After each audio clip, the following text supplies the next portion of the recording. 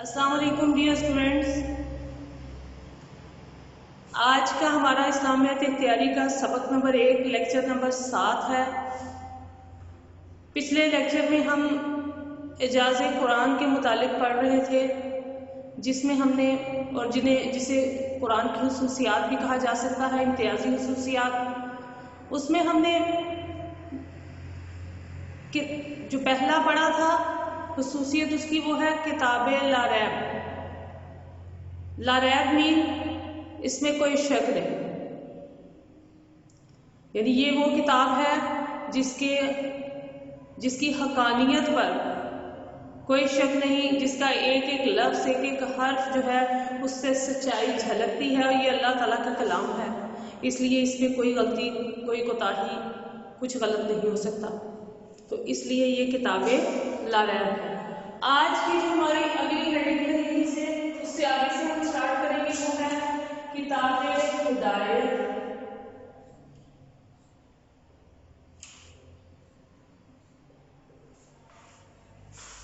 یعنی قرآن کریم کے ایک ایک لفظ میں حکمت و ہدایت جو ہے چھپی ہوئی، جو کسی معجزانہ کلام جو ہے اس میں ہی ہو سکتی ہے۔ اس کتاب نے اس معاشرے کو سنوار دیا کہ جو جہالت کے اندھیروں میں ڈوبا ہوا ہے،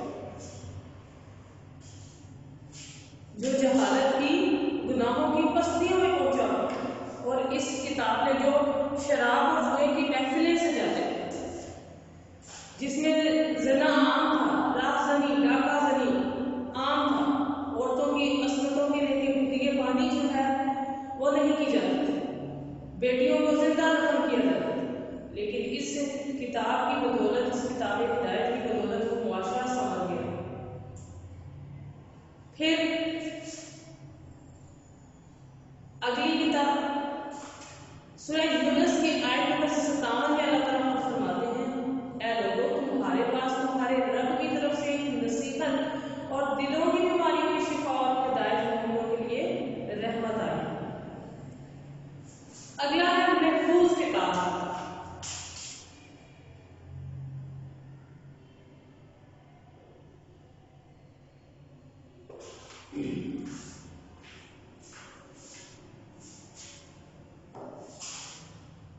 کہ قرآن حکیم اس لحاظ سے بھی ایک معجزہ ہے کہ یہ دنیا کی واحد کتاب ہے کہ جو اتنی صدیاں گزرنے کے باوجود محفوظ کتاب ہے۔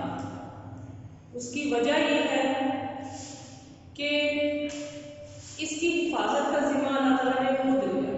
پچھلی جو کتابیں زبور، تورات، انجیل اور صحائف گزر چکے وہ تحریفات کا شکار ہو گئی، کیونکہ ان کی حفاظت اللہ تعالیٰ نے لوگوں کو ذمہ دی تھی، لیکن اس کتاب کی حفاظت کا ذمہ اللہ تعالیٰ نے خود چن لیا۔ سورہ حجر کی آیت نمبر 9 میں اللہ تعالیٰ خود فرماتے ہیں، اِنَّا نَحْنُ نَزَّلْنَا الذِّکْرَ وَإِنَّا لَهُ لَحَافِظُونَ، بے شک ہم نے ہی اس ذکر کو نازل کیا اور بے شک ہم خود ہی اس کے محافظ ہیں۔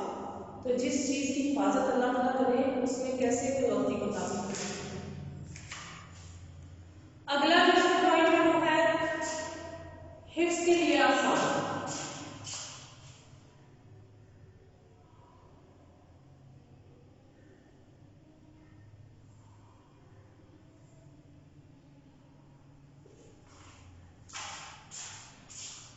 اللہ رب العزت نے قرآن حکیم میں ایک اور معجزانہ خوبی رکھی ہے، وہ کیا ہے کہ یہ کتاب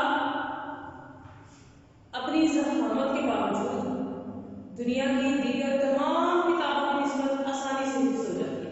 دیکھیں آپ بچپن سے اب تک کتنی کتابیں پڑھتے آ رہے ہیں، آپ نے یاد بھی کی، ایگزامس بھی دیے، لیکن کسی بھی سبجیکٹ کی کتاب یا کسی بھی کتاب کے بارے میں آپ یہ دعویٰ نہیں کر سکتے کہ آپ کو حفظ ہے، وہ لفظ کا لفظ ایز اٹ از جیسے وہ کتاب ہے ویسے آپ کو آج تک یاد ہے۔ لیکن قرآن حکیم کا یہ معجزہ ہے کہ جو اس کو ایک مرتبہ یاد کر لیتا ہے، وہ لفظ کا لفظ، حرف کا حرف ایز اٹ از جو ہے وہ انسان کے سینے میں محفوظ رہتا ہے، اور اس کو جو ہے یہ اس کا ایک معجزہ چھوٹی عمر سے لے کے بڑوں تک جو ہے یہ کتاب محفوظ ہے، اردو میں، اور ایز اٹ از موجود، ایز اٹ از محفوظ، یہ اس کا موضوع ہے۔ پھر دلوں پر براہ راست اثر اس کا ہوتا ہے۔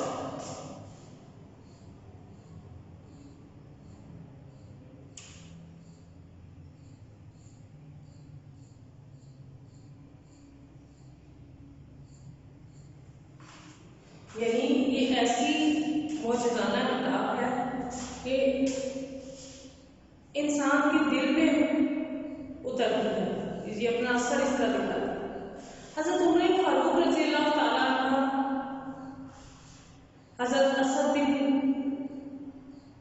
زرارہ، حضرت ثمامہ بن اسال، حضرت اور بہت سے اور دیگر صحابہ کرام قرآن حکیم کی صرف چند آیات سن کر ان کی تاثیر سے متاثر ہو کر دائرہ اسلام میں داخل ہوئے۔ حضرت عمر فاروق کو اپنی بہن اور بہنوئی کو مارنے کی نیت سے تھے، لیکن قرآن کریم کی آیات سن کر ان پر اتنا اثر ہوا کہ وہ فوراً مسلمان ہو گئے۔ پھر ایک اس کی خوبی ہے اختلاف و تضاد سے یہ پاک ہے۔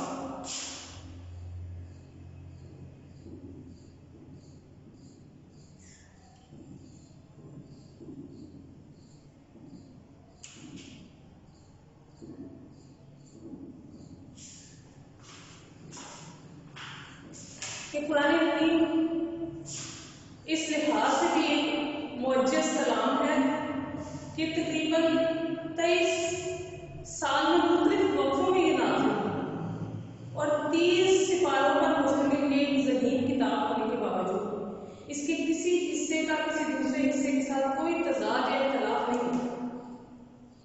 دنیاوی کتب میں عموماً تضادات پائے جاتے ہیں، جیسے تورات، زبور، انجیل، آسمانی کتابیں ہونے کے باوجود چونکہ تحریفات کا شکار ہو گئی اور ان میں تضادات آ گئے، اختلافات آ گئی، لیکن قرآن حکیم اس سے بالکل پاک ہے۔ پھر یہ ایک بے مثل کتاب ہے۔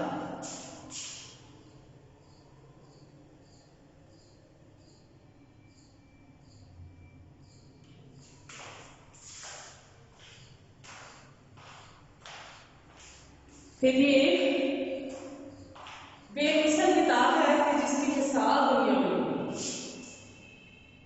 قرآن حکیم نے 1450 صدیاں پہلے یہ چیلنج کیا تھا کہ ساری کائنات والے مل کر بھی اس کی مثل کوئی کتاب یا 10 صورتیں یا صرف ایک صورت بھی لے۔ چونکہ نبی پاک صلی اللہ علیہ وسلم پر جب قرآن نازل ہوا اور لوگوں کے سامنے یہ آیات پڑھا کرتے تھے، پیش کی، تو مشرکین کہتے تھے کہ نعوذ باللہ یہ کوئی کسی سے لکھوا لایا ہے یہ کلام، یا بعض لوگ کہتے ہیں یہ خود کہیں سے گھڑ لی ہے، یا کہتے ہیں یہ پچھلوں کے قصے ہیں۔ تو اللہ تعالیٰ نے تب چیلنج کیا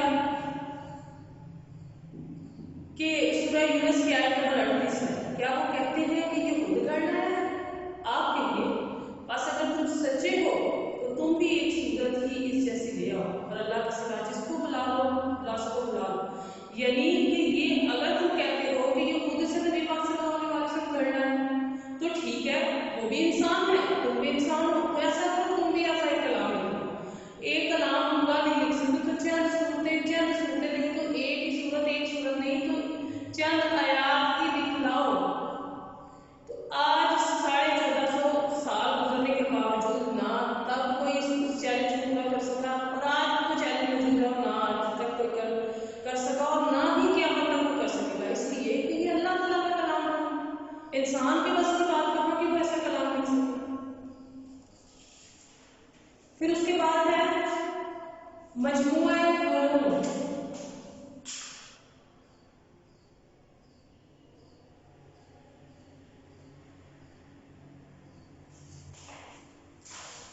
کہ قرآن حکیم کا اگر ہم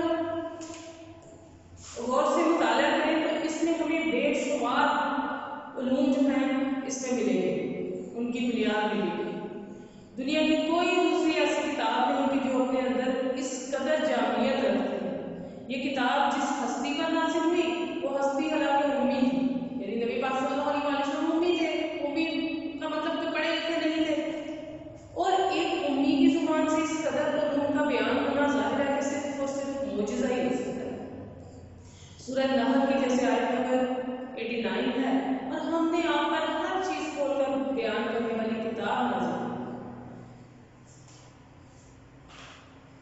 کے بعد ہے پیشین گوئی.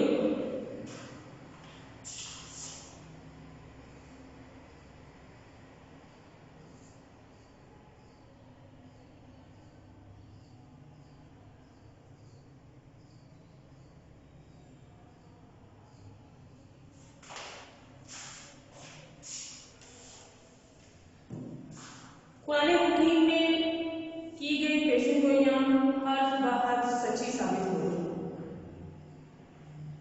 نبی پاک صلی اللہ علیہ وآلہ وسلم کے دور میں روم اور ایران کی جو جنگ میں رومی مغلوب ہو گئے، اس موقع پر قرآن حکیم میں پیشین گوئی کی گئی. رومی سورہ روم کی آیت نمبر 2 سے 4 تک رومی قریب کی سرزمین میں مغلوب ہو گئے اور وہ اس مغلوبیت کے بعد چند سال میں غالب ہو جائیں گے. یعنی وہ ابھی مغلوب ہوئے تو غالب بھی ہو جائیں گے. پھر چند سال کے بعد ہی قرآن حکیم کی یہ پیشین گوئی سچ ثابت ہو گئی اور رومی باقی ایرانیوں پر غالب ہو گئے. قرآن حکیم کی پیشین گوئی کا ہر پورا ہونا بھی اس معجزانہ کلام، اس کا معجزانہ کلام پر جو ہے وہ دلالت کرتا ہے، ایک لاجک ہے. پھر ہے غیب کی خبریں. اس کی ایک خوبی یہ ہے کہ اس میں غیب کی خبریں موجود ہیں.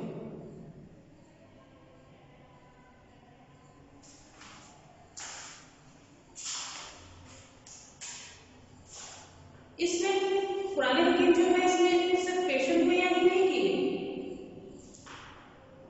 بعض خبریں بھی اس میں بتلائی گئی کہ جن کا اس دور میں کسی کو بھی علم نہیں تھا، بلکہ کوئی سوچ بھی نہیں سکتا تھا، اندازہ بھی نہیں تھا. لیکن بعد میں ان خبروں کی تصدیق ہوگی جب وہ ثابت ہوئی. مثلا حضرت موسیٰ علیہ السلام کے مقابلے میں غرق ہونے والے فرعون کی میت کے محفوظ ہونے کا کسی کو بھی علم نہیں تھا. قرآن حکیم نے اس کی طرف واضح اشارہ کیا. سورہ یونس کی آیت نمبر 92 ہے، بس آج ہم تیرے جسم کو بچا رکھیں گے تاکہ تو اپنے بعد والوں کے لیے نشانی بن جائے.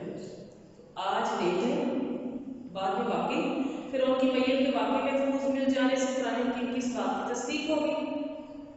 اور آج آپ جانتے ہیں کہ پھر ان کی لاش جو ہے وہ آج بھی موجود ہے. قرآن حکیم کا غیب کی سچی اطلاعات فراہم کرنا بھی اس کے معجزانہ کلام میں ظاہر ہوتا ہے کہ ہزاروں سال پہلے فرعون غرق ہوا تھا اور آج صدیوں بعد جب اس کی لاش ملتی ہے تو یہ قرآن نے تو آج 1450 سال کے پہلے بتا دیا. پھر ہے کثرت تلاوت.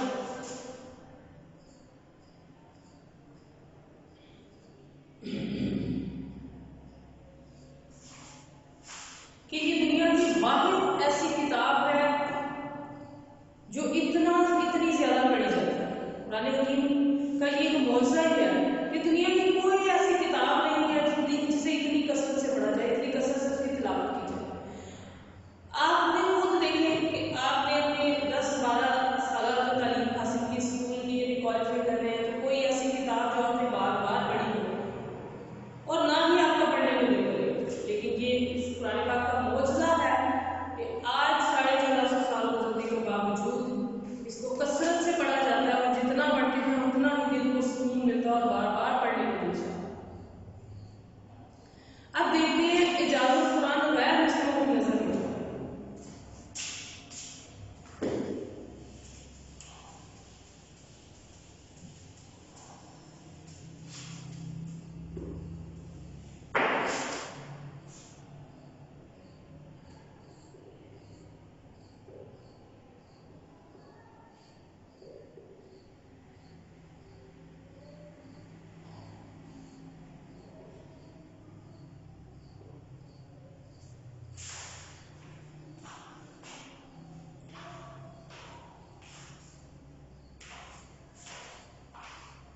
جارج سیلف مستشرق ہے، وہ لکھتا ہے، وہ کہتا ہے قرآن حکیم بلا شبہ عربی زبان کی سب سے بہتر اور دنیا کی سب سے زیادہ مستند کتاب ہے. کسی انسان کا قلم ایسی معجزانہ کتاب نہیں لکھ سکتا. یہ مردوں کو زندہ کرنے سے بڑا معجزہ ہے. ہورل سمتھ کہتا ہے محمد صلی اللہ علیہ وآلہ وسلم کا دعویٰ ہے کہ قرآن ان کا مستقل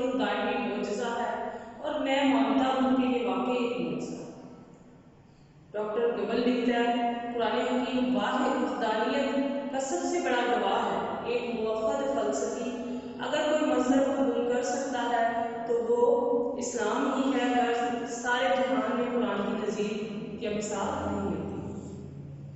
تو یہ نان مسلمس کا دعویٰ ہے۔ آج کا ہمارا لیکچر جو ہے یہی اختتام پذیر ہوتا ہے، نیکسٹ لیکچر میں انشاءاللہ پھر آئیں گے۔ اللہ حافظ۔